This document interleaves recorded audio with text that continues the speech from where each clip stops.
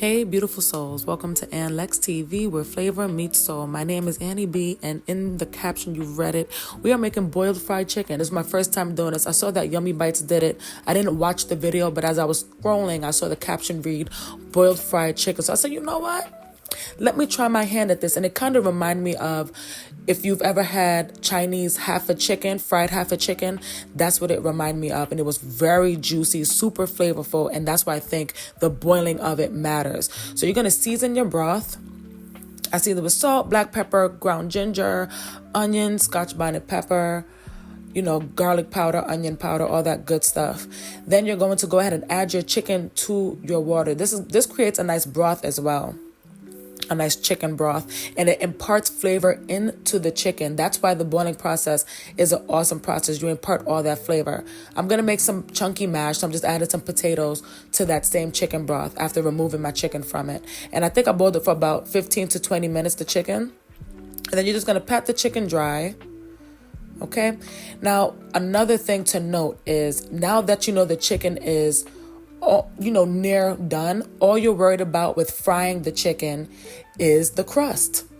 So I really actually love the boiling process. So anyway, with my potatoes, I added some butter after they boiled down, and yeah, that was it, because they were already fully seasoned because I cooked the potatoes in the chicken broth. Genius idea. It was really an awesome idea. And then here I have my potato starch and cornstarch whisked together with some of the Nigerian curry powder that I made from scratch. Which you can find the recipe for that in a previous video with the Nigerian style chicken stew. So you're going to, dredge your chicken legs in that powder, y'all. Dredge it, shake off the excess, and then you're going to go ahead and fry these until they are nice and golden brown, and trust that they will be cooked because you parboiled them first. Look at that color. These came out great.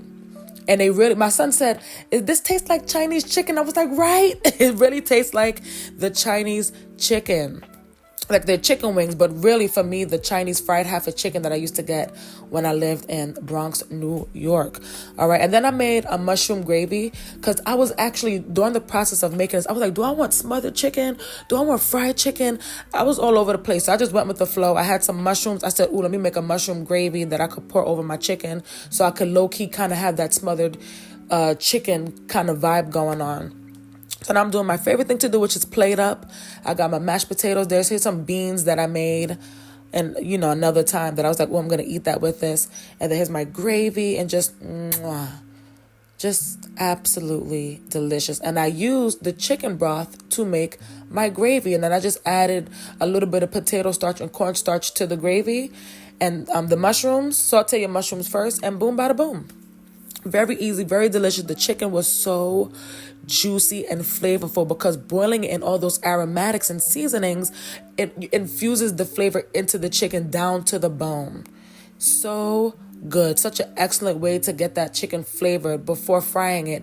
And then you don't have to worry about if the chicken is going to be cooked. But what you are concerned with is how juicy that bad boy is. Okay, these chicken legs were very juicy. The juiciest chicken I've ever had, honestly. I'm definitely going to continue parboiling my chicken before frying it.